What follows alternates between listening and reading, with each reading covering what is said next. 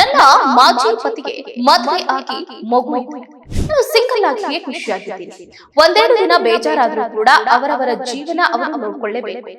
ಎರಡನೇ ಮದುವೆ ಬಗ್ಗೆ ಮನಬಿಚ್ಚಿ ಮಾತಾಡಿದ ನಿರೂಪಕಿ ಜಾಹ್ನವಿ, ನಾನು ಒಂಟಿಯಾಗಿ ಖುಷಿಯಾಗಿದ್ದೀನಿ. ನಮಸ್ಕಾರ, ಸ್ಪೇಡ್ ಫಿಲ್ಮಿಗೆ ಸ್ವಾಗತ. ನಾನು ಚಂದ್ರಕಲಾ ಗೋವಿಂದಪ್ಪ. ನಿರೂಪಕಿ ನಟಿ ಜಾಹ್ನವಿ ವರ್ಷಗಳ ಹಿಂದೆ ತಮ್ಮ ಮಾಜಿ ಪತಿ ಕಾರ್ತಿಕ್ ಅವರಿಂದ ಡಿವೋರ್ಸ್ ಅನ್ನ ಪಡೆದು ಬೇರ್ಪಟ್ಟಿದ್ರು. ಅಲ್ಲಿಂದ ಜಾಹ್ನವಿ ಅವರ ಎರಡನೇ ಮದುವೆ ಬಗ್ಗೆ ಗಾಸಿಪ್ ಹಬ್ಬಿತ್ತು. ಇದೀಗ ತಮ್ಮ ಮಾಜಿ ಪತಿ ಹಾಗೆ ಎರಡನೇ ಮದುವೆ ಬಗ್ಗೆ ಜಾಹ್ನವಿ ಮನಬಿಚ್ಚಿ ಮಾತಾಡಿದ್ದಾರೆ. ಹೌದು, ಜಾಹ್ನವಿ ಸುದ್ದಿವಾಹಿನಿಗಳಲ್ಲಿ ನಿರೂಪಕಿಯಾಗಿ ತಮ್ಮ ವೃತ್ತಿ ಜೀವನವನ್ನ ಆರಂಭಿಸಿ ಗಿಚ್ಚಗಿಲಿಗಿಲಿ ಮತ್ತು ನನ್ನಮ್ಮ ಸೂಪರ್ ಸ್ಟಾರ್ ನಂತಹ ಜನಪ್ರಿಯ ರಿಯಾಲಿಟಿ ಶೋಗಳಲ್ಲಿ ಕಾಣಿಸಿಕೊಂಡಿದ್ರು.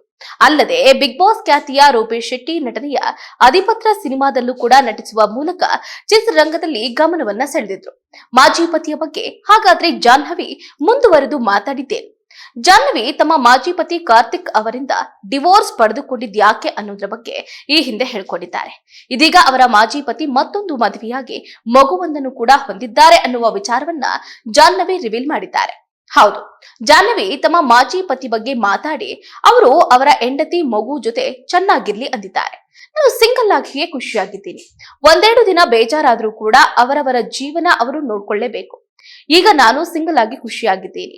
ಈಗ ನನಗೆ ಮಗ ಇದ್ದಾರೆ. ಅವರಿಗೂ ಅವರ ಜೀವನದಲ್ಲಿ ಯಾರು ಇಲ್ಲ. ಫ್ಯಾಮಿಲಿ ಬೇಕು ಅಂತ ಅನಿಸಿದಾಗ ಮುಂದುವರಿಸೋದ್ರಲ್ಲಿ ತಪ್ಪಿಲ್ಲ ಅಂತ ಇತ್ತೀಚೆಗೆ ನೀಡಿದ್ದ ಸಂದರ್ಶನವೊಂದರಲ್ಲಿ ಜಾಹ್ನವಿ ಹೇಳ್ಕೊಂಡಿದ್ದಾರೆ. ಎರಡನೇ ಮದುವೆ. ಸೋಷಿಯಲ್ ಮೀಡಿಯಾದಲ್ಲಿ ಜಾಹ್ನವಿ ಅವರ ಮದುವೆ ಬಗ್ಗೆ ಒಂದಲ್ಲ ಒಂದು ಪೋಸ್ಟ್ ಹರಿದಾಡ್ತಾನೆ ಇರುತ್ತೆ. ಈ ಬಗ್ಗೆ ಮಾತನಾಡಿದ ಅವರು, ಖಂಡಿತವಾಗಿಯೂ ಇಲ್ಲ, ನನಗೆ ಮೊದಲ ಮದುವೆಯಿಂದ ಒಳ್ಳೆಯ ಅನುಭವ ಆಗುತ್ತೆ. ಹಾಗಾಗಿ ನನ್ನ ಜೀವನದಲ್ಲಿ ಮತ್ತೆ ಮದುವೆ ಪ್ರಶ್ನೆ ಅನ್ನೋದೇ ಇಲ್ವೇ ಇಲ್ಲ.